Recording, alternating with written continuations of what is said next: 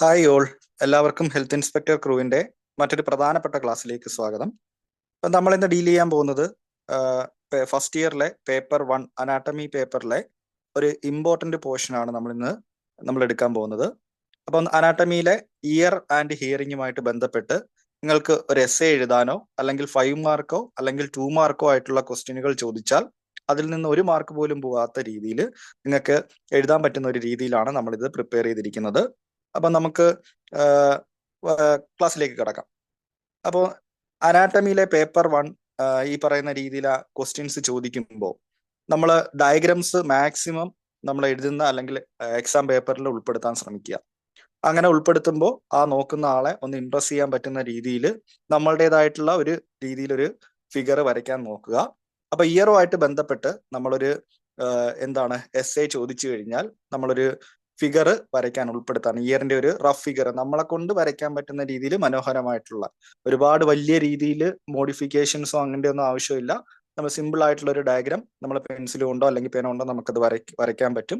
വരച്ച് ആ ഒരു പോർഷൻസ് ലേബൽ ചെയ്യുന്നത് വളരെ ഉപകാരപ്പെടും. അപ്പൊ ഇത് കണക്കൊരു ഫിഗർ നിങ്ങൾ പേപ്പറിൽ എസ്സേ ആയിട്ട് ഇയറുമായിട്ട് ബന്ധപ്പെട്ട ക്വസ്റ്റ്യൻ ചോദിച്ചു കഴിഞ്ഞാൽ ആ ഒരു ഡയഗ്രാം ഉൾപ്പെടുത്താൻ നിങ്ങൾ ശ്രമിക്കുമല്ലോ. ഓക്കെ, അപ്പൊ ഇതേ രീതിയിൽ ഒരു ഡയഗ്രാം നിങ്ങൾ വരച്ച് പഠിക്കുക. ഒരു സിംപ്ലിഫൈഡ് ഡയഗ്രാം ഉൾപ്പെടുത്തി കഴിഞ്ഞാൽ നമ്മുടെ ഒരു എസ്സേയുടെ ഒരു പകുതി ഭാഗം നമുക്ക് എന്ത് ചെയ്യാം, വിജയകരമായിട്ട് പൂർത്തിയാക്കാൻ പറ്റും. അപ്പൊ നമുക്ക് ഇയറുമായിട്ട് ബന്ധപ്പെട്ട് ചോദിച്ചു കഴിഞ്ഞാൽ എന്തൊക്കെ കാര്യങ്ങളാണ് ശ്രദ്ധിച്ച് എസ്സേയിൽ ഉൾപ്പെടുത്തേണ്ടതെന്ന് നമുക്ക് നോക്കാം. അപ്പോൾ ഇയറുമായിട്ടൊരു എസ്സേ ചോദിക്കുവാണെങ്കിൽ ഒരു ഇൻട്രൊഡക്ഷൻ കൊടുക്കാൻ നന്നായിട്ട് ശ്രമിക്കുക. ഓക്കെ മക്കളെ, അപ്പം ഇയർ എന്ന് പറഞ്ഞ് നമ്മൾ തുടങ്ങുമ്പോഴത്തേന് ഈ പറഞ്ഞ പോയിന്റുകൾ ഉൾപ്പെടുത്തിക്കൊണ്ട് നമുക്കൊരു സെന്റൻസ് അല്ലെങ്കിൽ ഒരു പാരഗ്രാഫ് എഴുതി കഴിഞ്ഞാൽ നമുക്കൊരു മികച്ച ആ എസ്സേക്ക് ഒരു സ്റ്റാർട്ടിങ് നമുക്ക് നേടിയെടുക്കാൻ കഴിയും. അപ്പം എന്താണ് ഇയർ എന്ന് പറഞ്ഞാൽ നമുക്ക് വേണമെങ്കിൽ ഇങ്ങനെ നമുക്ക് സ്റ്റാർട്ട് ചെയ്യാം. The ear is the organ of hearing. ഹിയറിംഗിനായിട്ടുള്ള ഒരു ഓർഗൻ ആണ് ഇയർ എന്നും ആ ഇയറിന് കൊടുക്കുന്ന നെർവ് സപ്ലൈ എന്ന് പറയുന്നത് 8th ക്രേനിയർ നെർവ് അല്ലെങ്കിൽ ഓഡിറ്ററി നെർവ് എന്നോ അറിയപ്പെടുമെന്ന് നമുക്ക് പറയാം. അപ്പൊ ഈ 2 സെന്റൻസ് ഉൾപ്പെടുത്തി നമ്മുടെ എസ്സേ പോർഷൻ നമുക്ക് സ്റ്റാർട്ട് ചെയ്യാവുന്നതാണ്. അതിനുശേഷം നമുക്ക് ആ സെന്റൻസിനകത്ത് അല്ലെങ്കിൽ ആ പാരഗ്രാഫിനകത്ത് ഉൾപ്പെടുത്താൻ പറ്റുന്ന മറ്റൊരു ഇൻട്രൊഡക്ടറി പാർട്ടാണ് നമ്മുടെ മനുഷ്യ ശരീരത്തിലുള്ള ഹ്യൂമൻ ഇയറിനെ 3 പോർഷൻ ആയിട്ടാണ് ക്ലാസിഫൈ ചെയ്തിരിക്കുന്നതെന്ന് നമുക്കൊരു ഇൻട്രൊഡക്ഷൻ ആയിട്ട് കൊടുക്കാം. പിന്നീട് വരുമ്പോൾ നമുക്ക് ഈ ഓരോ പോർഷനും എക്സ്പ്ലെയിൻ ചെയ്തിട്ടാണ് ഇയറിന്റെ എസ്സേ ഡെവലപ്പ് ചെയ്തെടുക്കാനുള്ളത്. അപ്പം ഇൻട്രൊഡക്ടറി പാർട്ടായിട്ട് ഏതൊക്കെ പോർഷനാണ് ഇമ്പോർട്ടന്റ് ആയിട്ടുള്ളതെന്ന്, അല്ലെങ്കിൽ ഈ ഹ്യൂമൻ ഇയറിനെ ഏതൊക്കെ പാർട്ടായിട്ടാണ് ഡിവൈഡ് ചെയ്തിരിക്കുന്നതെന്ന് ഒരു ഇൻട്രൊഡക്ഷൻ പോലെ കൊടുത്താൽ നമ്മുടെ ഇയർ എന്ന് പറയുന്ന പോർഷനിലെ എസ്സേയുടെ ഇൻട്രൊഡക്ടറി പാർട്ട് നല്ല വൃത്തിയായിട്ട് നമുക്ക് എന്ത് ചെയ്യാൻ പറ്റും, എഴുതാൻ പറ്റും. അപ്പം ഹ്യൂമൻ ഇയർ 3 പാർട്ടായിട്ടാണ് എന്ത് ചെയ്തിരിക്കുന്നത്, ഡിവൈഡ് ചെയ്തിരിക്കുന്നത്. So human year is divided into 3 parts. ഏതൊക്കെയാണ് മക്കളെ? എക്സ്റ്റേണൽ ഇയർ എന്നും മിഡിൽ ഇയർ എന്നും ഇന്റേണൽ ഇയർ എന്നുമാണ് നമ്മൾ എന്ത് ചെയ്തിരിക്കുന്നത്, ഈ ഹ്യൂമൻ ഇയറിനെ ഡിവൈഡ് ചെയ്തിരിക്കുന്നത്. ഇനി ഈ ഒരു പോയിന്റ് നിങ്ങളൊന്ന് ശ്രദ്ധിച്ചു കാണുമല്ലോ. നമ്മുടെ ഈ നെർവ് സപ്ലൈ, ഇയറിന് വേണ്ടിയുള്ള നെർവ് സപ്ലൈ എന്ന് പറയുന്നത് എത്രാമത്തെ ക്രേനിയൽ നെർവ്സ് ആണ്? 8th ക്രേനിയൽ നെർവ് അല്ലെങ്കിൽ ഓഡിറ്ററി നെർവ് എന്നാണ് അറിയപ്പെടുന്നത്. അപ്പൊ ഇതിന്റെ നമ്പർ, ഈ ഇയറിന്റെ നമ്പർ 8th ക്രേനിയൽ നെർവ് ആണെന്ന് നിങ്ങൾ മറന്നു പോകാതെ ഓർത്തു വെക്കാൻ വേണ്ടി ഒരു ചെറിയ കോഡ് പറഞ്ഞു തരാം. നമ്മുടെ മനുഷ്യ ശരീരത്തിൽ അല്ലെങ്കിൽ ഒരു മനുഷ്യനെ നമ്മൾ ചുമ്മാ ഇതിനൊക്കെ ഒന്ന് വരയ്ക്കാന്ന് വിചാരിക്കുക. അപ്പൊ അത് വരയ്ക്കുമ്പോൾ പുള്ളിയുടെ ഇയർ നമ്മൾ ഇങ്ങനെയല്ലേ വരയ്ക്കുന്നത്? ഒരു ചെറിയ റൗണ്ട് ഇതിനൊക്കെ 2 പോർഷനിൽ 2 സൈഡിലായിട്ട് കാണും അല്ലെ? ആ 2 സൈഡ് ഇങ്ങനെ ഒന്ന് എടുത്തു നോക്കേ. അപ്പൊ എടുത്തു നോക്കുമ്പോൾ അതൊന്ന് യോജിപ്പിച്ച് നോക്കിക്കഴിഞ്ഞാൽ നമ്മുടെ നമ്പറായി. ഓക്കെ, ഏത് നമ്പർ? ഫോണൊന്ന് ചരിച്ച് നിങ്ങളൊന്ന് പിടിച്ചു നോക്കിക്കഴിഞ്ഞാൽ ഏത് നമ്പറുമായിട്ടാണ് സാമ്യം വന്നിരിക്കുന്നത് അല്ലെ? ഒന്ന് ഫോണൊന്ന് ചരിച്ചു നോക്കിയാൽ മക്കളെ, അല്ലെങ്കിൽ നിങ്ങളുടെ തലയൊന്ന് ചരിച്ചു നോക്കിയാലും മതി. ഏതാണ്? 8 എന്ന് പറയുന്ന ഒരു സംഖ്യയല്ലേ? 2 ചെവിയും കൂടെ നമ്മളൊന്ന് എടുത്ത് സെപ്പറേറ്റ് ആയിട്ട് യോജിപ്പിച്ച് നോക്കിക്കഴിഞ്ഞാൽ കിട്ടുന്നത്. അപ്പം ഇയർ എന്ന് പറയുന്നത് ഈ 2 ഇയർ എടുത്ത് യോജിപ്പിച്ചപ്പോൾ നമുക്ക് കിട്ടിയത് 8 എന്ന് പറയുന്ന സംഖ്യയാണ്. സോ ഹിയറിംഗിന് വേണ്ടി അല്ലെങ്കിൽ ചെവിയുമായിട്ട് ബന്ധപ്പെട്ട നമ്മുടെ ക്രേനിയൽ നെർവ് എന്ന് പറയുന്നത് തെറ്റിപ്പോവാതെ, മറന്നു പോവാതെ നമുക്ക് പഠിച്ചു വെക്കാം. 8th ക്രേനിയൽ നെർവ് ആണെന്ന് മനസ്സിലാക്കി വെക്കാം.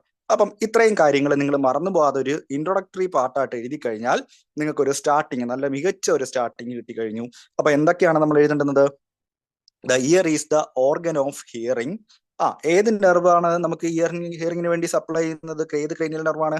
8th cranial nerve. ഇനി ഒരിക്കലും അത് മറന്നു പോകത്തില്ലല്ലോ. 2 ചെവിയും കൂടെ എടുത്ത് നമുക്കൊന്ന് യോജിപ്പിച്ച് നോക്കി കഴിഞ്ഞാൽ 8 കിട്ടും. സോ 8ാമത്തെ ക്രേനിയൽ നെർവാണ്. ഓക്കെ അല്ലേ? ഇനി ഈ പറയുന്ന ഇയറിനെ എത്ര പോർഷൻസ് ആയിട്ട് അല്ലെങ്കിൽ എത്ര പാർട്സ് ആയിട്ട് നമ്മൾ ഡിവൈഡ് ചെയ്തിട്ടുണ്ട്? External year, middle ear and internal ear.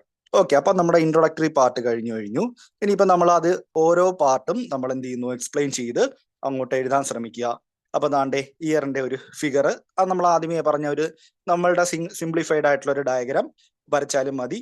Okay, ഇങ്ങനെയുള്ള കളർഫുൾ ആക്കണമെന്നൊന്നുമില്ല, ജസ്റ്റ് സിംപ്ലിഫൈഡ് ആയിട്ടുള്ളൊരു ഫിഗർ വരയ്ക്കുക, ആ പോർഷൻസ് ലേബൽ ചെയ്യാൻ ശ്രമിക്കുക. അപ്പൊ പ്രധാനമായിട്ടും ഇയറിനെ നമ്മൾ ചെയ്തിരിക്കുന്നത് എങ്ങനെയൊക്കെയാണ്? 3 പോർഷൻസ് ആയിട്ടാണ് ഡിവൈഡ് ചെയ്തിരിക്കുന്നത്. എക്സ്റ്റേണൽ ഇയർ എന്നും ഏതൊക്കെയാടാ? Middle ear and internal ear എന്നാണ് നമ്മൾ ക്ലാസിഫൈ ചെയ്തിരിക്കുന്നത്. ഇത്രയും പോർഷൻ ആണ് നമ്മുടെ എക്സ്റ്റേണൽ ഇയർ എന്നറിയപ്പെടുന്നത്. നമ്മുടെ ഇയർ ഡ്രമ്മും അല്ലെങ്കിൽ ഇയർ ബോൺസ് ഒക്കെ ഇരിക്കുന്ന ഒരു പോർഷൻ അതേതാണ്? Middle ear. ഓക്കെ, ഏറ്റവും ലാസ്റ്റ് പോർഷൻ എന്ന് പറയുന്നത് ഒരു ഒച്ചിന്റെ പോർഷൻ ആയിട്ടിരിക്കുന്ന, ഒച്ചിന്റെ ഷേപ്പിലുള്ള പോർഷൻ ആയിട്ടിരിക്കുന്നത് ഇന്റേണൽ ഇയർ. ഓക്കെ, അപ്പൊ 3 പ്രധാനപ്പെട്ട പോർഷൻ ആണ് ഇയറിനുള്ളതെന്ന് നമ്മൾ മനസ്സിലാക്കുക. ഓക്കെ, അടുത്തതായിട്ട് നമ്മുടെ ഈ ഓരോ പോർഷൻസും നമുക്ക് എന്ത് ചെയ്യാം, ഇത് കണക്ക് എക്സ്പ്ലെയിൻ ചെയ്യാം. അപ്പൊ ആദ്യമായി നിങ്ങൾ എക്സ്പ്ലെയിൻ ചെയ്യാൻ പോകുന്നത് ഇയറിന്റെ 3 പാർട്ടിലെ ഏറ്റവും വെരി ഫസ്റ്റ് പാർട്ട് ആയിട്ടുള്ള ഏത് ഇയർ? എക്സ്റ്റേണൽ ഇയർ ആണ് നമ്മൾ എന്ത് ചെയ്യാൻ പോകുന്നത്, നമ്മൾ എക്സ്പ്ലെയിൻ ചെയ്യാൻ പോകുന്നത്. അപ്പൊ എക്സ്റ്റേണൽ ഇയറിന്റെ ഒരു ചെറിയൊരു ഇൻട്രൊഡക്ടറി പോർഷൻ മാത്രമേ ഉള്ളൂ. നമ്മുടെ എക്സ്റ്റേണൽ ഇയറിനകത്തുള്ള പ്രധാനപ്പെട്ട ഓർഗൻ അല്ലെങ്കിൽ അവയവമാണ് ഓറക്കിൾ ഓർ പിന്ന. നമ്മളെ ചെവിക്കുട എന്ന് പറയത്തില്ലേ, അതിനെയാണ് ഓറക്കിൾ ഓർ പിന്ന എന്ന് പറയുന്നത്. ഓക്കെ, അത് നമ്മുടെ ചെറിയ ലോവർ ആനിമൽസ് എടുത്തു കഴിഞ്ഞാൽ ഈ പറയുന്ന എലി വർഗത്തിൽപ്പെട്ടതോ അല്ലെങ്കിൽ മുയൽ വർഗത്തിൽപ്പെട്ടതോ അങ്ങനെയൊക്കെയുള്ള ചെറിയ ഓർഗൻസ് ആണെങ്കിൽ ഇവരുടെയൊക്കെ ചെവി ഇച്ചിരി കൂർത്തിരിക്കും. പട്ടിയുടെയൊക്കെ നോക്കിക്കഴിഞ്ഞാൽ അല്ലെങ്കിൽ ചെന്നായയുടെയൊക്കെ നോക്കിക്കഴിഞ്ഞാൽ ഈ പറയുന്ന കുറച്ചും കൂടെ നീളം കൂടുതലാണ് ഈ പിന്നയ്ക്ക് അല്ലെങ്കിൽ ഓറക്കിളിന്. കാരണം ആ ഓറക്കിളാണ് നമ്മളെ എന്ത് ചെയ്യുന്നത്, സ്പെല്ലിംഗ് മിസ്റ്റേക്ക് ആണ്, നിങ്ങളതൊന്ന് മാറ്റി തിരുത്തി എഴുതിയേക്കുക. Auricle helps to collect the sound waves. അപ്പം പുറത്തുനിന്ന് വരുന്ന എക്സ്റ്റേണൽ ആയിട്ടുള്ള സൗണ്ട് വേവ്സിനെ നമ്മുടെ ചെവിയുടെ ഉള്ളിലേക്ക് കണക്ട് ചെയ്ത് അല്ലെങ്കിൽ കളക്ട് ചെയ്ത് വിടുന്നത് ഏത് അവയവമാണ്? Auricle or pinna. It is a portion of external ear. Okay, ഈ എക്സ്റ്റേണൽ ഇയറിന്റെ അകത്തുള്ള ഓറക്കിൾ ഓർ പിന്ന അല്ലെങ്കിൽ എക്സ്റ്റേണൽ ഓഡിറ്ററി മീറ്റേഴ്സ് എന്നറിയപ്പെടും. Conveys sound vibration from pinna to the tympanic membrane. അപ്പം നമ്മുടെ പിന്നയിലേക്ക് എന്ത് ചെയ്യുന്നത്, കളക്ട് ചെയ്യുന്ന ഏതാണ്? സൗണ്ട് വേവ്സിനെ ടിംഫാനിക് മെംബ്രെയിൻ, അകത്തുള്ള ടിംഫാനിക് മെംബ്രെയിനിലോട്ട് കടത്തിവിടുന്ന ഒരു ഇതിന്റെ ഇടയ്ക്കൂടെ ഉള്ള ഒരു കണക്ടിങ് ചാനലാണ് എന്തെന്നറിയപ്പെടുന്നത്? എക്സ്റ്റേണൽ ഓഡിറ്ററി മീറ്റേഴ്സ് എന്നറിയപ്പെടുന്നത്. ഓക്കെ, ഇനി ഈ നമ്മുടെ പിന്നയുടെ ആദ്യത്തെ 1/3 ഭാഗം, ഔട്ടർ 1/3 പോർഷൻ എന്ന് പറയുന്നത് കാർട്ടിലേജേനിയസ് ആയിരിക്കും. എന്നാൽ അകത്തുള്ള ഇന്നർ 2/3 എന്ന് പറയുന്നത് ബോണിയുമായിരിക്കും. ഓക്കെ, അത് ചേർത്ത് വെച്ച് ഈ പറയുന്ന കാര്യങ്ങളൊക്കെ ഒന്ന് ഓർത്ത് വെച്ച് എക്സ്റ്റേണൽ ഇയറിന്റെ ഒരു ഇൻട്രൊഡക്ടറി പാർട്ടായിട്ട് നിങ്ങൾക്ക് എഴുതാം. ഇനി അതിനകത്തുനിന്ന് നിങ്ങൾക്ക് 2 മാർക്ക് ക്വസ്റ്റ്യൻ ആയിട്ട് ഇത് വേണമെങ്കിൽ ചോദിക്കാം. വാട്ട് ഈസ് ഓറക്കിൾ ഓർ പിന്ന എന്ന് ചോദിച്ചു കഴിഞ്ഞാൽ ഈ ഒരു സെന്റൻസ് എഴുതി വെച്ച് കഴിഞ്ഞാൽ നിങ്ങൾക്ക് എസ്സേയിൽ നിന്നല്ലാതെ ഒരു 2 മാർക്ക് ക്വസ്റ്റ്യൻ അനാട്ടമി പേപ്പറിൽ വന്നു കഴിഞ്ഞാൽ നിങ്ങൾക്ക് എന്ത് ചെയ്യാൻ പറ്റും, ഇത് എഴുതാൻ പറ്റുന്നതേ ഉള്ളൂ. എന്താണ് ഓറക്കിൾ ഓർ പിന്ന എന്ന് നമുക്ക് നോക്കാം. Okay, the auricle is irregularly shaped and is composed of cartilaginous and fibrous tissues. Okay, there is only slight movement of auricle is possible in man. മനുഷ്യനിൽ നമുക്ക് ആ ചെവിക്കുട എന്ന് പറയുന്നത് ചെറുതായിട്ടൊരു ചെറിയ മൂവ്മെന്റ്, ഒരു ചെറിയ രീതിയിൽ മാത്രമേ മൂവ്മെന്റ് പോസിബിൾ ആണ്. അപ്പൊ ഇത്രയും കാര്യങ്ങൾ ഉൾപ്പെടുത്തി എഴുതി കഴിഞ്ഞാൽ എന്താണ് ഓറക്കിൾ ഓർ പിന്ന എന്ന് പറയുന്നതിന്റെ പോർഷന്റെ നിങ്ങൾക്ക് എന്ത് ചെയ്യാൻ പറ്റും, ഒരു 2 മാർക്ക് ക്വസ്റ്റ്യൻ ചോദിച്ചാൽ എഴുതാൻ പറ്റും. അപ്പൊ എക്സ്റ്റേണൽ ഇയറിനകത്ത് ഈ പറഞ്ഞ കാര്യങ്ങൾ മാത്രമേ ഉള്ളൂ. അപ്പൊ ഈ ഒരു കാര്യങ്ങൾ വെച്ചിട്ട് നിങ്ങൾക്ക് ഫസ്റ്റ് പാർട്ടായിട്ടുള്ള എക്സ്റ്റേണൽ ഇയറിനെ കുറിച്ച് ഒരു ഇൻട്രൊഡക്ഷൻ നിങ്ങൾക്ക് കൊടുക്കാൻ പറ്റും. ഓക്കെ, അതിനുശേഷമാണ് വളരെ ഇമ്പോർട്ടന്റ് ആയിട്ടുള്ള ചെവിക്കകത്ത് വരുന്ന പാർട്ടായിട്ടുള്ള ഏത്? Middle ear. ഓക്കെ, മിഡിൽ ഇയറിനകത്ത് നിന്ന് ഇവിടെ വെച്ച് നമുക്കൊരു 1 മാർക്ക് ക്വസ്റ്റ്യൻ ഇവിടുന്ന് കിട്ടുന്നതാണ്. The middle year is also known as എന്ന് പറഞ്ഞൊരു ഫില്ലിംഗ് ദ ബ്ലാങ്ക്സ് ക്വസ്റ്റ്യൻ വന്നു കഴിഞ്ഞാൽ മിഡിൽ ഇയറിനെ വിളിക്കുന്ന മറ്റൊരു പേരാണ്, ഇപ്പോഴേ നിങ്ങൾ അത് നോട്ട് ചെയ്ത് വെച്ചോണം, ടിംഫാനിക് ക്യാവിറ്റി എന്നാണ് അറിയപ്പെടുന്നത്. അപ്പം ചെവിയുടെ ഏത് പോർഷനാണ് ടിംഫാനിക് ക്യാവിറ്റി എന്ന് അറിയുന്നതെന്ന് പറഞ്ഞ് തിരിച്ചു ചോദിച്ചാലും ഓർത്തു വെച്ചിരിക്കുക, ചെവിയുടെ രണ്ടാമത്തെ പാർട്ടായിട്ടുള്ള മിഡിൽ ഇയറിനെയാണ് എന്തെന്നറിയപ്പെടുന്നത്? ടിംഫാനിക് ക്യാവിറ്റി എന്നറിയപ്പെടുന്നത്. ഓക്കെ, എന്താണ് ഈ ടിംഫാനിക് ക്യാവിറ്റി അല്ലെങ്കിൽ മിഡിൽ ഇയർ എന്ന് പറയുന്നത്? It is A small chamber containing air അടങ്ങിയിരിക്കുന്ന ഒരു ചെറിയ ചേംബർ ആണെന്ന് പറയുന്നത് ഈ ടിംഫാനിക് ക്യാവിറ്റി എന്ന് പറയുന്നത്. ഈ ടിംഫാനിക് ക്യാവിറ്റിയുടെ റോൾ എന്താണ് അവിടെ? ഈ പറയുന്ന മിഡിൽ ഇയറിനകത്ത്? The tympanic cavity separates the external auditory meatus and tympanic membrane. Means ഇത്രയേ ഉള്ളൂ, ചെവിയുടെ ഏറ്റവും ഔട്ടർ പാർട്ടായിട്ടുള്ള എക്സ്റ്റേണൽ പാർട്ടിനെയും ചെവിയുടെ ഏറ്റവും ഇന്നർ മോസ്റ്റ് പാർട്ടായിട്ടുള്ള എന്താണ് ഇന്റേണൽ ഇയറിനെയും തമ്മിൽ വേർതിരിക്കുന്ന എന്താണ് ഒരു ഇടയ്ക്കുള്ള ഒരു ചേംബർ ആണ് എന്തെന്ന് പറയുന്നത്? ടിംഫാനിക് ക്യാവിറ്റി എന്ന് പറയുന്നത്. ഓക്കെ, അപ്പൊ അതിൽ നിന്ന് നിങ്ങൾക്ക് കുറച്ച് കാര്യങ്ങൾ മനസ്സിലാവും. ഈ പറയുന്ന പോയിന്റുകളൊക്കെ ഉൾപ്പെടുത്തി പറ്റുമെങ്കിൽ ഒന്ന് വായിച്ച് നിങ്ങൾ എന്ത് ചെയ്യുക, ഇതുമായിട്ട് മാസ്റ്റോയിഡ് പ്രോസസ്സിന്റെ ഫംഗ്ഷൻ എന്താണെന്നൊക്കെ ഉള്ളത് ഒരു ഈ പറയുന്ന എസ്ഐക്കകത്ത് ഉൾപ്പെടുത്തി പഠിച്ചുകൊണ്ട് പോയി കഴിഞ്ഞാൽ മിഡിൽ ഒരു ഇൻട്രൊഡക്ടറി പാർട്ട് നിങ്ങൾക്ക് എഴുതാൻ പറ്റുന്നതേ ഉള്ളൂ. ഓക്കെ, പിന്നീട് മിഡിൽ ഇയറിനകത്ത് നിന്ന് വരുന്നതാണ് ഈ മിഡിൽ ഇയറിലുള്ള ചില ബോൺസ്. ഇയറിലെ 3 പ്രധാനപ്പെട്ട ബോൺസ് ആണ് മാലിയസ്, ഇൻകസ്, സ്റ്റേപ്പിസ്. ആ 3 ബോൺസുകളുടെ പേര് നമ്മൾ മിഡിൽ ഇയർ എഴുതുമ്പോൾ അതിനകത്ത് പ്രത്യേകം മെൻഷൻ ചെയ്യാൻ നിങ്ങൾ മറന്നു പോകരുത്. ഓക്കെ, അപ്പൊ അതിന്റെ ഒരു പോർഷൻ നിങ്ങൾ നോക്കുക. ഇനി മിഡിൽ ഇയറിനകത്ത് വരുന്ന പ്രധാനപ്പെട്ട 3 ആൾക്കാരുണ്ട്. ആ ആൾക്കാരെ കുറിച്ച് ജസ്റ്റ് ഒന്ന് മെൻഷൻ ചെയ്യുക. Eustachian tube. എന്താണ് യൂസ്റ്റേഷ്യൻ ട്യൂബ് എന്ന് നിങ്ങൾ മെൻഷൻ ചെയ്യാൻ ശ്രമിക്കണം. ഓക്കെ, യൂസ്റ്റേഷ്യൻ ട്യൂബിന്റെ കാര്യങ്ങളും പ്രഷർ ബാലൻസ് ചെയ്യാൻ വേണ്ടിയും ബൈ ബാലൻസിങ് ദ പ്രഷർ എന്താണ് injuries and deafness due to greater or lesser pressure are avoided.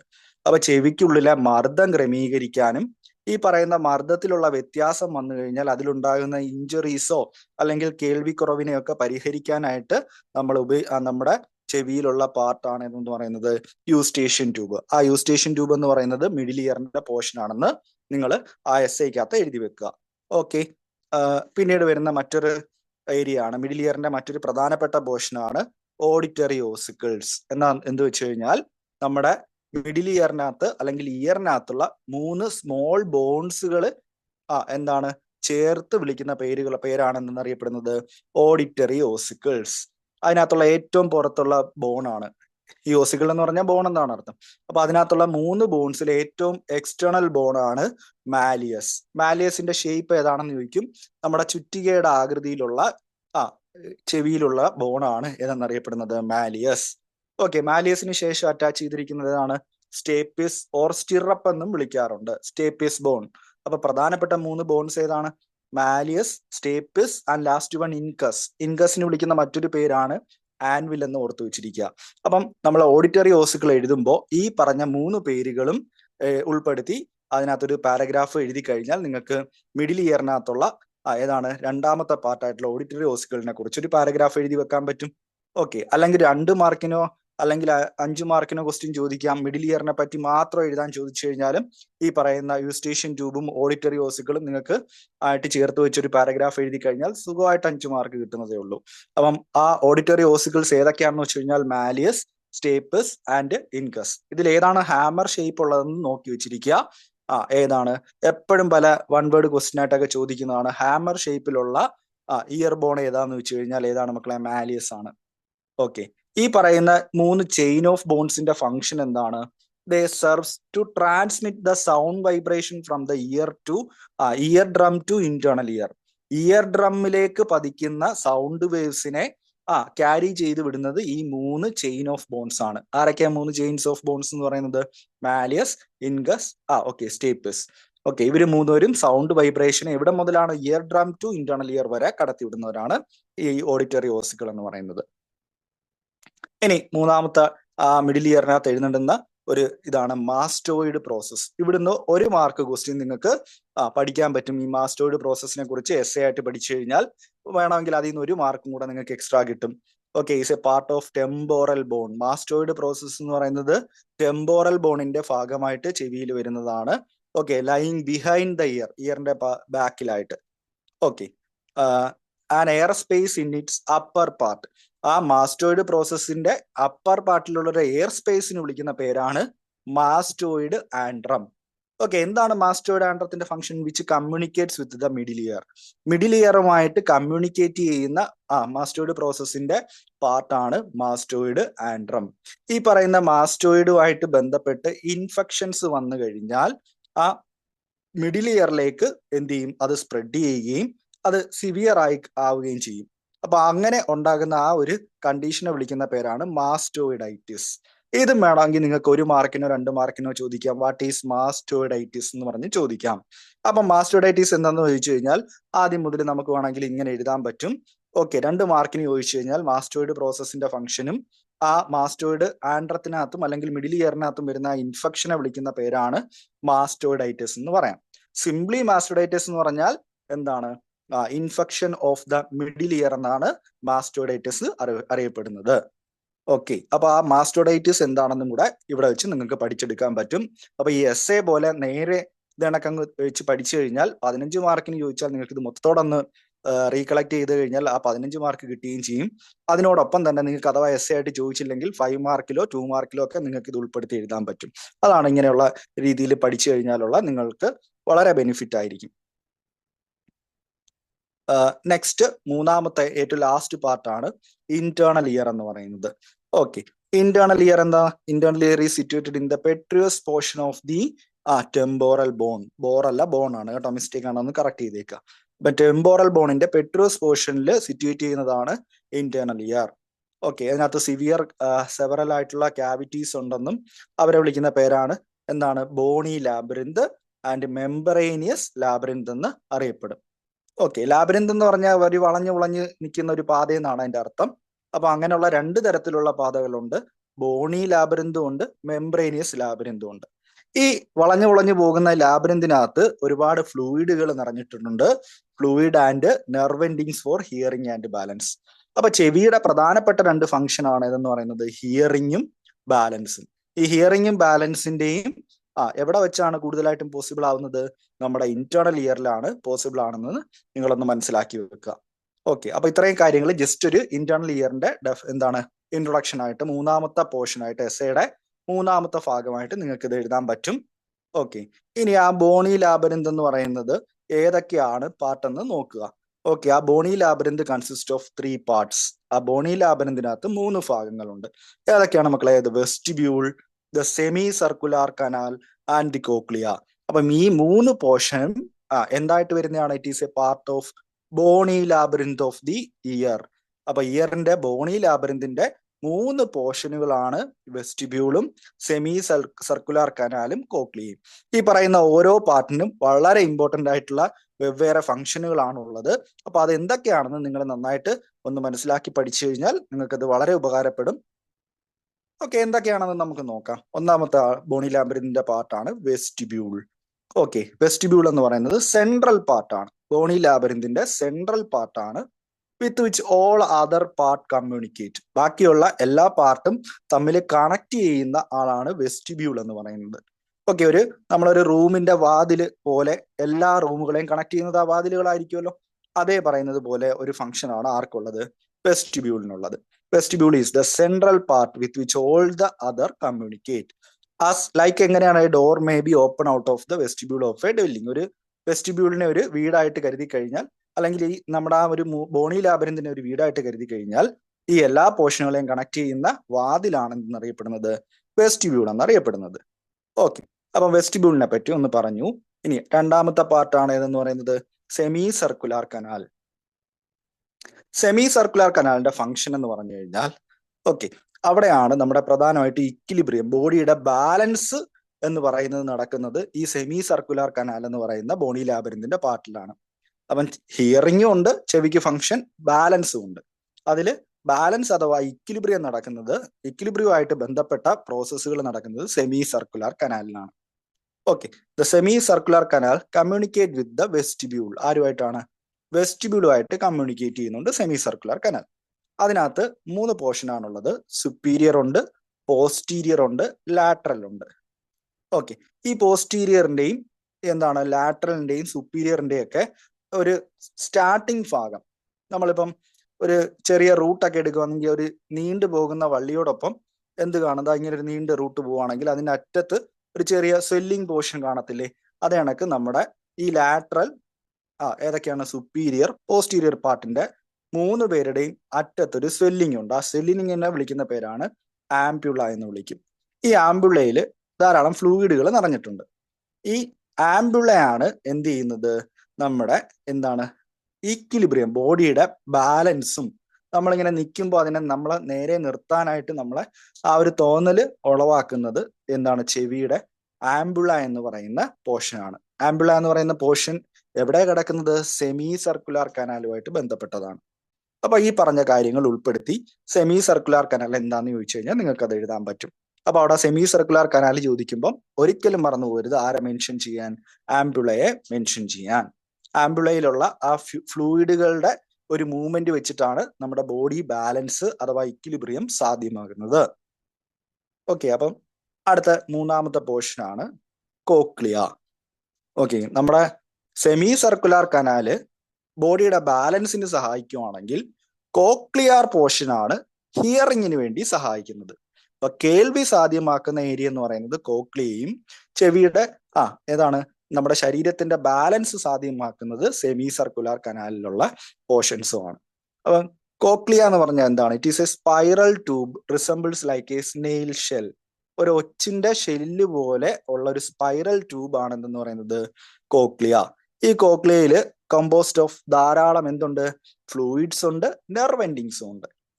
Okay അല്ലേ? ഈ ഇതിനകത്തുള്ള രണ്ട് പ്രത്യേകതരം ഫ്ലൂയിഡുകളാണ് ഏതൊക്കെയാന്ന് മറന്നു പോരുത്. എൻഡോലിംഫും പെരിലിംഫും. അപ്പൊ endolymph and perilymph are the portions of അല്ലെങ്കിൽ ഫ്ലൂയിഡ്സ് ഫിൽഡ് ഇൻ കോക്ലിയ. എന്താണ് എൻഡോലിംഫ് എന്ന് പറയുന്നത്? Fluid outside the bony labyrinth. Okay, sorry, എന്താണ്? മെംബ്രേനിയസ് ലാബറിന്തിന്റെ അകത്തുള്ള ഫ്ലൂയിഡിനെയാണ് എന്തെന്ന് വിളിക്കുന്നത്? ഏതാണ്? എൻഡോലിംഫ്. എൻഡോ എന്ന് പറഞ്ഞാൽ നമ്മുടെ ഇംഗ്ലീഷ് പറയുമ്പോൾ അകത്തെന്നാണ് അർത്ഥം. അപ്പം മെംബ്രേനിയസ് ലാബറിന്തിന്റെ അകത്തുള്ള പോർഷനാണ് ഫ്ലൂയിഡ് ആണ് എൻഡോലിംഫ്. എന്നാൽ മെംബ്രേനിയസ് ലാബറിന്തിന് പുറത്തായും ബോണി ലാബറിന്തിന് അകത്തായും കാണപ്പെടുന്നത്. ജസ്റ്റ് ഒന്ന് വായിച്ചു നോക്കിയാൽ നിങ്ങൾക്ക് അത് കിട്ടും. മെംബ്രേനിയസ് ലാബറിന്തിന്റെ അകത്തുള്ളത് എൻഡോലിംഫും മെംബ്രേനിയസ് ലാബറിന്തിന്റെ പുറത്തും, പക്ഷെ അതെവിടെയായിരിക്കും? ബോണി ലാബറിന്തിന്റെ അകത്തുമായിട്ട് കാണപ്പെടുന്നതാണെന്ന് പറയുന്നത് പെരിലിംഫ്. ഓക്കെ, അപ്പൊ ഈ രണ്ട് ഫ്ലൂയിഡ് ഫിൽഡ് ക്യാവിറ്റീസിനെ മെൻഷൻ ചെയ്യുക കോക്ലിയ പറയുമ്പോൾ. ഓക്കെ, ഇനി ആ ഫ്ലൂയിഡിനോടൊപ്പം രണ്ട് ബോണി ചെറിയ ലാബറിന്ത് അവിടെ ഉണ്ട്. ഓക്കെ, അതിനെ വിളിക്കുന്ന പേരാണ് ഓവൽ വിൻഡോയും റൗണ്ട് വിൻഡോയും. ഇവരെ വിളിക്കുന്ന പേരുകളൊന്ന് ഓർത്തു വെച്ചേക്കുക. 1 മാർക്ക് ക്വസ്റ്റ്യൻ ആയിട്ട് നിങ്ങൾക്ക് വേണമെങ്കിൽ ചോദിക്കാം. ഓക്കെ, ഫെനസ്ട്ര വെസ്റ്റിബുലൈ അല്ലെങ്കിൽ ഒവാലിസ് എന്നറിയപ്പെടുന്നത് ഏതാണ്? ഓവൽ വിൻഡോ ആണ്. കോക്ലിയയുടെ ഓവൽ വിൻഡോ പോർഷൻ ആണ് അറിയപ്പെടുന്നത്. എന്നാൽ ഫെനസ്ട്രിയ, കോക്ലിയ അല്ലെങ്കിൽ റോട്ടുണ്ട എന്നറിയപ്പെടുന്നത് ഏതാണ്? റൗണ്ട് വിൻഡോ ആണ്. അപ്പൊ ആ പേരുകൾ വെച്ചിട്ട് നിങ്ങൾക്ക് പറ്റും. ഫെനസ്ട്ര വെസ്റ്റിബുലൈ, വെസ്റ്റിബുലൈ എന്ന് പറയുമ്പോൾ ഓവൽ വിൻഡോ. ഓക്കെ, അല്ലെങ്കിൽ ഒവാലിസ്, ഒവാലിസിനകത്ത് തന്നെ പേരിലുണ്ട് ഓവൽ വിൻഡോ എന്നുണ്ട്. ഇനി റോട്ടുണ്ട എന്താണ്? ആറോ വെച്ച് നോക്കാം, റൗണ്ട്. അപ്പൊ ഏത് വിൻഡോ ആയിരിക്കും? Round window. അല്ലെങ്കിൽ ഫെനസ്ട്ര, കോക്ലിയൈ. അപ്പൊ ഈ രണ്ട് പേരുകളും നിങ്ങൾ ഈ എസ്സേ ഉൾപ്പെടുത്തുമ്പോൾ ഇത് രണ്ടും മെൻഷൻ ചെയ്ത് എഴുതി കഴിഞ്ഞാൽ നോക്കുന്ന ആള് വളരെ ഇംപ്രസ്ഡ് ആവും. അപ്പൊ ആ പറഞ്ഞ കാര്യങ്ങളൊക്കെ എസ്സേയിൽ ഉൾപ്പെടുത്താൻ ശ്രമിക്കുക. നെക്സ്റ്റ് ആയിട്ട് ഈ പറയുന്ന ഓവൽ വിൻഡോയുടെയും റൗണ്ട് വിൻഡോയുടെയും എന്താണ് ഫങ്ഷൻസ് ആണ് പറയുന്നത്.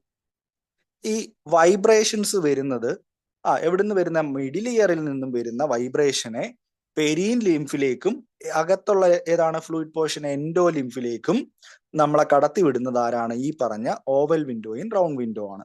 ഇനി ഈ എൻഡോലിംഫിലും പെരിലിംഫിലും ധാരാളം എന്താണ് നെർവ് എൻഡിങ്സ് വന്ന് മുങ്ങിക്കിടപ്പുണ്ട്. അപ്പൊ ആ വൈബ്രേഷൻസിനെ എന്താണ് തലച്ചോറിൽ നിന്നും വരുന്ന നെർവ് എൻഡിങ്സിലേക്ക് കൊണ്ടെത്തിക്കുന്നതും ഈ പറയുന്നത് ആരാണ്? നമ്മുടെ ഓവൽ വിൻഡോയും റൗണ്ട് വിൻഡോ ആണ്. അപ്പൊ ഓവൽ വിൻഡോ റൗണ്ട് വിൻഡോ കൊണ്ടെത്തിക്കുന്ന വൈബ്രേഷനെ എങ്ങോട്ട് കൊണ്ടെത്തിക്കുന്നു? നമ്മുടെ ഫ്ലൂയിഡ് ഫിൽഡ് എൻഡോലിംഫിലേക്കും പെരിലിംഫിലേക്കും കൊണ്ടെത്തിക്കുകയും ആ എൻഡോലിംഫിലും പെരിലിംഫിലും നിറഞ്ഞു നിൽക്കുന്ന ഓഡിറ്ററി നെർവ്സ് അല്ലെങ്കിൽ നെർവ് എൻഡിങ്സിലേക്ക് ഈ വൈബ്രേഷൻസ് ട്രാൻസ്മിറ്റ് ചെയ്യുന്ന ഫംഗ്ഷൻ ആണ് ആർക്ക്? ഓവൽ വിൻഡോയ്ക്കും റൗണ്ട് വിൻഡോയ്ക്കും ഉള്ളത്. അപ്പൊ ഇത് പ്രത്യേകം ഒന്ന് മെൻഷൻ ചെയ്യാൻ ശ്രമിക്കുക. ഓക്കെ, ഈ പറഞ്ഞ രീതിയിലൊക്കെയാണ് കാര്യങ്ങൾ. ഈ ഒരു ഫിഗർ നിങ്ങൾക്ക് കുറച്ചും കൂടെ മനസ്സിലാവും. പക്ഷെ ഫിഗർ നമ്മളെ കൊണ്ട് പറ്റുന്ന രീതിയിൽ ആദ്യമേ പറഞ്ഞൊരു എന്താണ് ഒരു റൗണ്ട് റഫായിട്ടൊരു ഫിഗർ വരച്ച് നമ്മളെ കൊണ്ട് അത്രയും വലിയ കലാകാരന്മാരൊന്നും അല്ല നമ്മളെ കൊണ്ട് പറ്റുന്ന രീതിയിൽ ഒരു ചെവിയാണെന്നത് തോന്നുക ആ രീതിയിലൊന്ന് വരച്ചു വെക്കുക. അത് വരച്ച് നിങ്ങൾ പ്രാക്ടീസ് ചെയ്യുക. ഓക്കെ, ഇനി ആ ഓഡിറ്ററി നെർവിനെ കുറിച്ച് 2 മാർക്കിന് ക്വസ്റ്റ്യൻ ചോദിക്കാം. അല്ലെങ്കിൽ നിങ്ങൾക്ക് ലാസ്റ്റ് പോർഷനായിട്ട് എസ്സേയുടെ ലാസ്റ്റ് പോർഷനായിട്ട് എന്ത് ചെയ്യും, ഈ ഒരു സെക്ഷനോടെ ഉൾപ്പെടുത്തി കഴിഞ്ഞാൽ നിങ്ങളുടെ 15 മാർക്ക് ഇയറുമായിട്ട് ബന്ധപ്പെട്ട ഒരു എസ്സേയുടെ പോർഷനായി കഴിഞ്ഞു. ഓഡിറ്ററി നെർവിന് 2 ഫംഗ്ഷൻ ഉണ്ട്. ഞാൻ നേരത്തെ പറഞ്ഞാൽ ഓഡിറ്ററി നെർവ് എന്ന് പറയുന്നത് എത്രാമത്തെ ക്രേനിയൽ നെർവാണെന്ന് പറഞ്ഞു, ഓർത്തു വെക്കാൻ പറഞ്ഞു. 2 ചെവിയും കൂടെ കൂട്ടി ആ 2 റൗണ്ടും കൂടെ എടുത്തു വെച്ച് കഴിഞ്ഞാൽ എന്താവും, 8 ആവും. അപ്പൊ 8th ക്രേനിയൽ നെർവാണ് ഈ പറയുന്ന ഓഡിറ്ററി നെർവ് എന്ന് പറയുന്നത്. ഓഡിറ്ററി നെർവിന് 2 ഫംഗ്ഷൻ ഉണ്ട്. Collecting sensation from the vestibular portion, vestibular പോർഷനിലുള്ള സെൻസേഷൻസിനെ കളക്ട് ചെയ്യുകയും അതെന്തുമായിട്ട് ബന്ധപ്പെട്ടതാണ്, ഇക്വിലിബ്രിയമായിട്ട് ബന്ധപ്പെട്ടതാണ്. ഇനി the impulse travel to the pons and medulla and then to the cerebellum. ഈ പറയുന്ന രീതിയിൽ ഒരു കാര്യം നിങ്ങളൊന്ന് എഴുതി വെക്കാൻ ശ്രമിക്കുക. വെസ്റ്റിബുലാർ പോർഷനിലുള്ള സെൻസേഷനെ കളക്ട് ചെയ്യുന്നതാണ് ഓഡിറ്ററി നെർവിന്റെ ഒരു ഫംഗ്ഷൻ എന്ന് പറയുന്നത്. അതെന്തുമായിട്ട് ബന്ധപ്പെട്ടതാണ്, ഇക്വിലിബ്രിയമായിട്ട് ബന്ധപ്പെട്ടതാണെന്ന് വിചാരിക്കുക, അല്ലെ ബോഡിയുടെ ബാലൻസ് ആയിട്ട് ബന്ധപ്പെട്ടതാണെന്ന് വിചാരിക്കുക.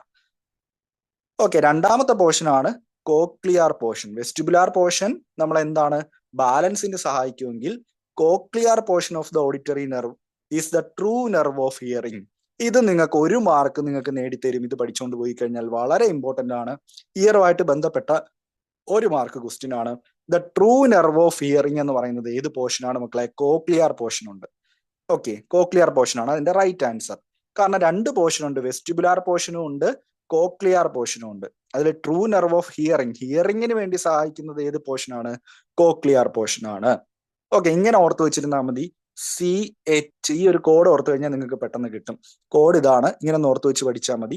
CHVB ഇങ്ങനെ ഒന്ന് ഓർത്താൽ മതി, ഈ ഒരു കോഡ് ഓർത്താൽ മതി. CH എന്ന് പറഞ്ഞാൽ എന്താ, കോക്ലിയർ പോർഷൻ ഹിയറിംഗിനും, H ഫോർ ഹിയറിംഗ്. VB എന്ന് പറഞ്ഞാൽ എന്താ, വെസ്റ്റിബുലാർ പോർഷൻ ബാലൻസിനുമാണ് സഹായിക്കുന്നത്. അപ്പം നമ്മുടെ ഇയറിനകത്തുള്ള 2 നെർവ് പോർഷൻസ് ആണ്, ഒന്ന് കോക്ലിയർ പോർഷനും ഒന്ന് വെസ്റ്റിബുലാർ പോർഷനും. കോക്ലിയർ പോർഷൻ ഹിയറിംഗിന് സഹായിച്ചാൽ വെസ്റ്റിബുലാർ പോർഷൻ നമ്മുടെ ബാലൻസ് അല്ലെങ്കിൽ ഇക്വിലിബ്രിയത്തിനാണ് സഹായിക്കുന്നത്. ബാലൻസ് ഓർ ഇക്വിലിബ്രിയം എന്ന് ഓർത്താൽ മതി. CHVB, PB ഓർ E എന്ന് ഓർത്താൽ മതി. B എന്ന് പറയുന്നത് ബാലൻസ്, E എന്ന് പറഞ്ഞാൽ ഇക്വിലിബ്രിയം. അപ്പൊ ബാലൻസ് ഇക്വിലിബ്രിയം വെസ്റ്റിബുലാർ പോർഷൻ ആണെങ്കിൽ കോക്ലിയർ പോർഷൻ ആണ് ഹിയറിംഗിന് സഹായിക്കുന്നത്. അപ്പൊ the true nerve of hearing is ഏത് പോർഷൻ മക്കളെ, CH. ഹിയറിംഗ് ആണെങ്കിൽ കോക്ലിയർ പോർഷൻ. ഓക്കെ, ഈ പറഞ്ഞ കാര്യം മറന്നു പോകാതിരിക്കുക, 1 മാർക്ക് ഇമ്പോർട്ടന്റ് ആയിട്ട് കിട്ടും.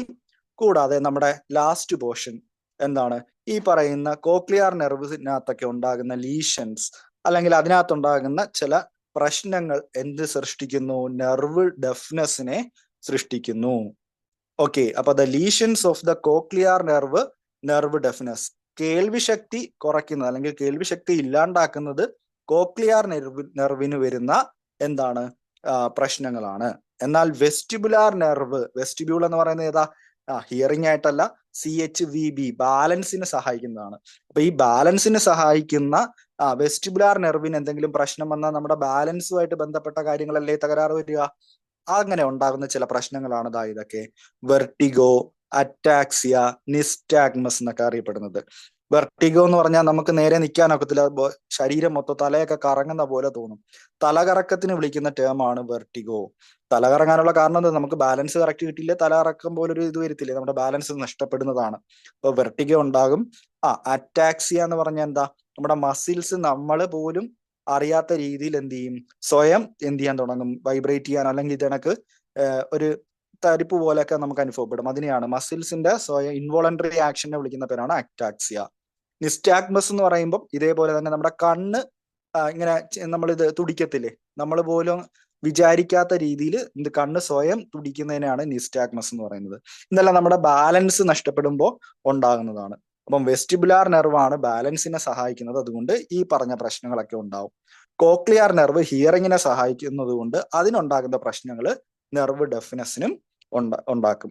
അപ്പൊ ഈ പറഞ്ഞ കാര്യങ്ങളോടെ ഇത്രയും കൺക്ലൂഡ് ചെയ്താൽ നമ്മളെ ഇയർ എന്ന് പറയുന്ന പോർഷൻ കംപ്ലീറ്റ് ആവും. ഇത്രയും കാര്യങ്ങൾ ഒന്ന് പഠിക്കുക. പിന്നെ last and final auditory pathway just ഒന്ന് നോക്കി വെച്ചിരിക്കുക. ഓഡിറ്ററി പാത്വേ ഇതണക്കൊരു ഡയഗ്രാം പോലെ നിങ്ങൾക്ക് വരച്ചു വെക്കാൻ പറ്റിയാൽ വളരെ നല്ലൊരു ഇംപ്രഷൻ നിങ്ങൾക്ക് പേപ്പറിനകത്ത് കൊടുക്കാൻ പറ്റും. സൗണ്ട് വേവ്സ്, എക്സ്റ്റേണൽ ഓഡിറ്ററി മീറ്റേഴ്സിനകത്ത് വരുന്ന സൗണ്ട് വേവിനെ എങ്ങോട്ട് കൊണ്ടെത്തിക്കുന്നു? ഇയർ ഡ്രമ്മിൽ എത്തുകയും ഇയർ ഡ്രം വൈബ്രേറ്റ് ചെയ്യുകയും ചെയ്യുന്നു. ആ ഇയർ ഡ്രമ്മിലുള്ള വൈബ്രേഷന് മാലിയസ്, ഇൻകസ് ആൻഡ് സ്റ്റേപ്പിസ് ആയിട്ടുള്ള 3 ബോൺസുകൾ അതിനെ ആ വൈബ്രേഷൻസിനെ ആംപ്ലിഫൈ ചെയ്യുകയും ആ വൈബ്രേഷൻസ് ആംപ്ലിഫൈ ചെയ്തത് മിഡിൽ ഇയറിൽ നിന്ന് ഇന്നർ ഇയറിലേക്ക് പോകും. ഏത് വഴിയാ പോകുന്നത്? ഓവൽ വിൻഡോ വഴിയാണ് പോകുന്നത്. ഇനി അവിടെ എത്തിയ ആ വൈബ്രേഷനെ ആ ഫ്ലൂയിഡിന്റെയും ആ പ്രഷർ വേവ്സിന്റെയും മൂവ്മെന്റിലൂടെ എങ്ങോട്ട് കൊണ്ടെത്തിക്കുന്നു? ഓർഗൻ ഓഫ് കോർട്ടെ എന്ന് പറയുന്ന പോർഷനിലോട്ട് കൊണ്ടെത്തിക്കുന്നു. ഓക്കെ, ബേസിലാർ മെമ്പറൈൻ നമ്മുടെ ഇന്റേണൽ ഇയറിലുള്ള പോർഷനിലോട്ട് കൊണ്ടെത്തിക്കുകയും അവിടെ വെച്ച് ഓഡിറ്ററി നെർവ്സ് ഈ ഇമ്പൾസിനെ ക്യാരി ചെയ്ത് ബ്രെയിനിലോട്ട് എത്തിക്കുന്നതിന്റെ ഫലമായിട്ടാണ് നമുക്ക് ആ കേൾവി എന്ന് പറയുന്ന ആ ഒരു എന്ത് ചെയ്യുന്നത് സെൻസേഷൻ ഉണ്ടാവുന്നത്. അപ്പൊ ഈ ഒരു ഇതും കൂടെ നിങ്ങൾ വരയ്ക്കാൻ ശ്രമിക്കുക. ഇത് ഓഡിറ്ററി പാത്വേയും കൂടെ വരച്ച് നിങ്ങളുടെ എസ്സേ നിങ്ങൾക്ക് പൂർണ്ണമാക്കാൻ പറ്റുന്നതാണ്. അപ്പൊ ഇത്രയും കാര്യങ്ങൾ നന്നായിട്ട് ഓർത്തു വെച്ചിരിക്കുക. ഇയർ എന്ന് പറയുന്ന പോർഷനിൽ നിന്ന് നിങ്ങൾക്ക് മാർക്ക് നഷ്ടപ്പെടില്ല. അപ്പൊ എല്ലാവർക്കും നന്ദി. അപ്പൊ നന്നായിട്ട് എക്സാമിന് വേണ്ടി പ്രിപ്പയർ ചെയ്യുക. അടുത്ത ക്ലാസ്സിനായിട്ട് ഉടനെ ഞങ്ങൾ നിങ്ങളുടെ മുന്നിൽ എത്തുന്നതായിരിക്കും. Thank you all.